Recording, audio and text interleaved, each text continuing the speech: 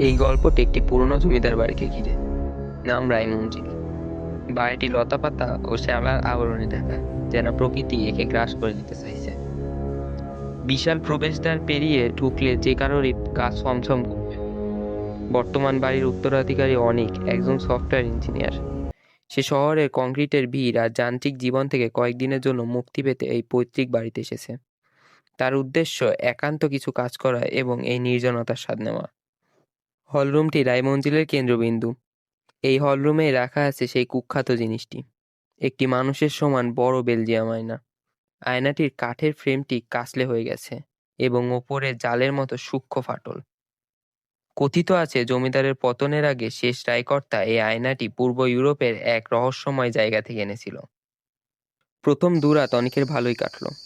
পুরনো কাঠ আর মাটির স্যাঁতস্যাঁতে গন্ধ, ঝিঝি পোকার একঘেয়ে ডাক আর দূর থেকে আসা শিয়ালের ডাক, এসবই ছিল তার কাছে এক নতুন অভিজ্ঞতা। কিন্তু তৃতীয় রাতটি ছিল অন্যরকম। রাত তখন প্রায় 2টো। অনিক তার দোতলার শোবার ঘরে বসে ল্যাপটপে কাজ করছিল। হঠাৎ তার মনে হলো বাতাস ভারী হয়ে আসছে। ঘরের বদ্ধ বাতাস যেন জমাট বাঁধা অন্ধকারে পরিণত হয়েছে। অনিকের গলা শুকিয়ে গেল। সে জল খাওয়ার জন্য নিচে নামার সিদ্ধান্ত নিল। সিঁড়ির ধাপে পা রাখার সাথে সাথে তার হৃৎপিণ্ডের গতি বেড়ে গেল। প্রতিটি ধাপ যেন দীর্ঘদিনের ঘুমন্ত কোনো দৈত্যের আর্তনাদের মতো আওয়াজ তুলছে। হঠাৎ ঠিক তার কানের কাছে নয়, কানের ভেতরে নয়, বরং মাথার খুলি ঠিক পেছনের দিকে কেউ যেন অত্যন্ত ঠান্ডা শুকনো স্বরে ফিসফিস করে বলল, এসেছিস?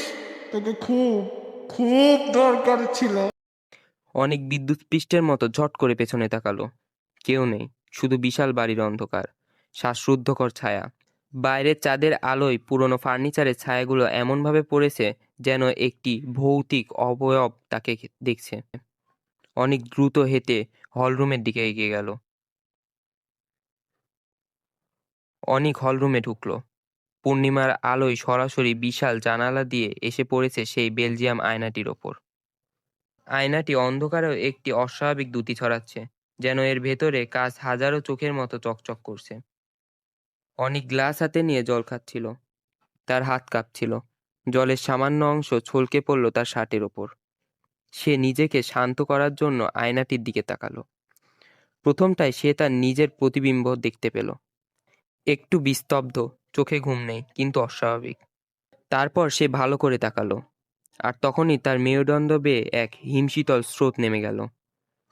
আয়নার ভেতরের অনেক হাসছে, কিন্তু বাইরের অনেক হাসছে না। সেটা কোনো আনন্দ বা শান্তির হাসি নয়, সেটি ছিল এক ধীর বিস্তব্ধ দাঁত বের করা হাসি, যা অনেকের পরিচিত মুখের আদরকে বিকৃত করে দিয়েছে। যেন মুখোশ খুলে যাচ্ছে আর ভেতর থেকে বেরিয়ে আসছে এক শিকারী সত্তা। বাইরের অনেক তখনও দাঁড়িয়ে আছে, ভয়ে জমে যাওয়া রক্ত শূন্য মুখে। অনেক নড়তে চাচ্ছে, পালাতে চাচ্ছে, কিন্তু তার শরীরের প্রতিটি পেশি যেন লোহার শিকল দিয়ে মেঝের সাথে বেঁধে দেওয়া হয়েছে। ঠিক সেই মুহূর্তে আয়নার ভেতরের প্রতিবিম্বটি কথা বলে উঠল। সেটা কোনো মানুষের স্বর নয়, সেটা ছিল ভাঙা কাঁচ ঘেঁষে তৈরি হওয়া কর্কশ শুকনো শব্দ, যা মস্তিষ্কের ভেতর পর্যন্ত কাঁপিয়ে দেয়। তোর শরীরটা আমার খুব পছন্দ হয়েছে। তোর তাজা, সতেজ। তোর শরীরটা কি আমাকে দিবি? এই আয়নার ভিতরে যে বড় একা একা লাগে। অনিক এবার চিৎকার করতে চাইল। সে তার সমস্ত শরীর দিয়ে মুখ খুলল, কিন্তু গলা দিয়ে এক ফোঁটা বাতাসও বের হলো না। সে যেন এক নিস্তব্ধ শ্বাসরোধী দুঃস্বপ্নের ভেতরে আটকে পড়েছে। হঠাৎ বাড়ির সব আলো দপ করে নিভে গেল। শুধু চাঁদের আবছা আলোয় আয়নাটা জ্বলজ্বল করছে।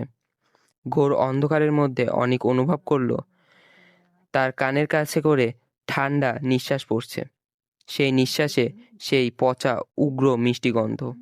কানের কাছে সেই ফিসফিসানি এবার আরো জোরালো, আরো বিজয়ের মতো শোনা গেল। আর কোনো অপেক্ষা নয়। এখন থেকে তুই আয়নায় থাকবি। তোর কষ্ট হবে, তুই দেখবি। আর আমি থাকবো তোর শরীরে। এই নতুন জীবন উপভোগ করবো। অনিকের চোখ দুটো খুলে রইল, কিন্তু তার চেতনা ধীরে ধীরে গলে গেল। সে শুধু শুনতে পেল কাঁচ ভাঙার মতো এক মৃদু শব্দ এবং তার নিজের হৃৎপিণ্ডের শেষ স্তম্ভনটি।